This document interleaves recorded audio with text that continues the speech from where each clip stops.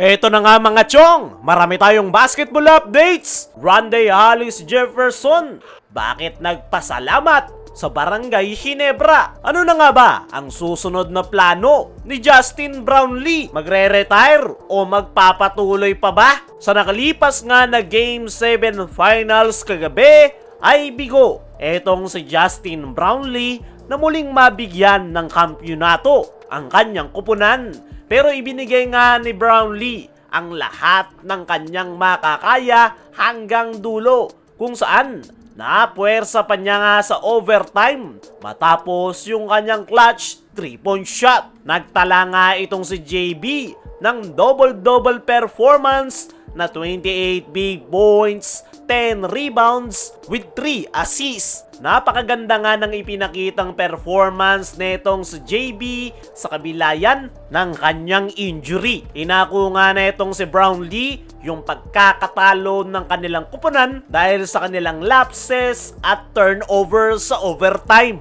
Wala nga raw sinisisi itong si Brownlee kundi ang kanyang sarili. Natanong nga rin ito kung ano yung kanyang susunod na plano ngayong tapos na ang kanyang kampanya sa Barangay Ginebra. Ang sagot nga na itong si Brownlee ay agad-agad nga raw siyang magpapacheck sa hand specialist. Mag-undergo nga raw siya ng panibagong MRI para makita kung ano na ba yung kondisyon ng kanyang dislocated right thumb. Ang focus nga raw ngayon na itong si Justin Brownlee ay magpahinga at i-recover ang kanyang natamong injury at umaasa nga ito na makapaglalaro siya sa ating national team na Gilas Pilipinas. Natanong rin si Brownlee kung ano yung kanyang next plan pagtapos ng Gilas Pilipinas. Ang sagot nga nito ay depende sa magiging sitwasyon. Kung magiging okay nga raw at mare-recover niya na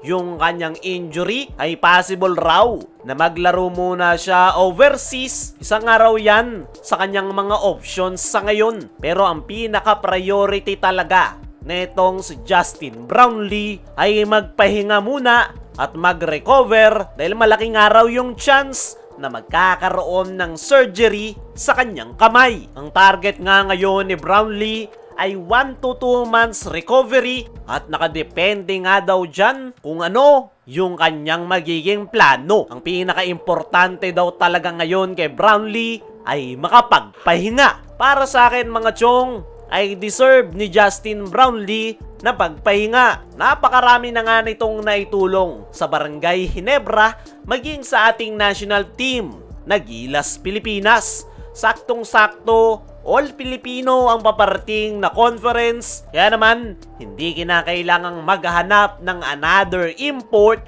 ng Barangay Ginebra dahil si Brownlee pa rin talaga yung kanilang gusto kahit pabigo silang makakuha ng kampyonato. Dumako naman tayo dito sa kabilang balita.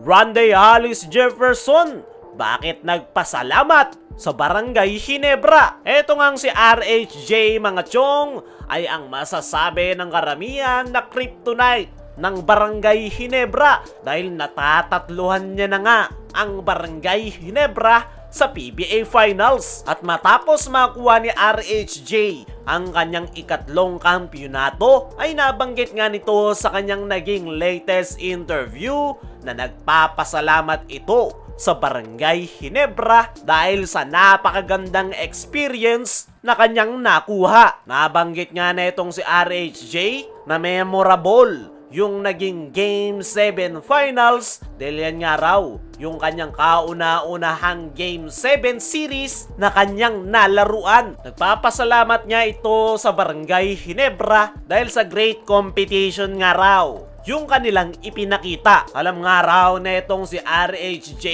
na maraming nag-enjoy ng mga PBA fans sa nangyaring final series, lalong-lalo na sa nakalipas na Game 7. At binibigyang credits nga nito ang Barangay Ginebra. Umaasa nga itong si Rondae Hollis Jefferson na muli niyang makikita si Justin Brownlee sa paparating na import conference next season. Hindi nga raw maitatanggi na napakaganda raw ng kanilang naging import matchup ni Justin Brownlee. Kitang-kita nga raw yan sa nakalipas na Game 7 at yan nga raw yung gusto ng mga PBA fans. Parehas nga raw silang may iniindang injury at ipinapanalangin nga raw netong si RHJ, si Justin Brownlee, na may re-recover nito ng maayos yung kanyang dislocated finger. Para sa akin mga chong, bukod kay Justin Brownlee, ay isa rin talaga itong si RHJ sa pinaka nagbigay ng excitement sa PBA Finals. Napakaganda talaga ng naging matchup nitong si RHJ at Justin Brownlee. Parehong mahusay na import. Kaya naman, PBA fans yung pinakapanalo sa lahat dahil natunghayan nga natin ang one of the best imports matchup in PBA history sa katauhan netong si RHJ at Justin Brownlee. Kaya mga chong, ano ang masasabi nyo sa sinabi netong si Rondae Hollis Jefferson sa Barangay Ginebra? Ano rin yung masasabi nyo sa susunod na plano ni Justin Brownlee? I-comment mo lang dyan sa ibaba.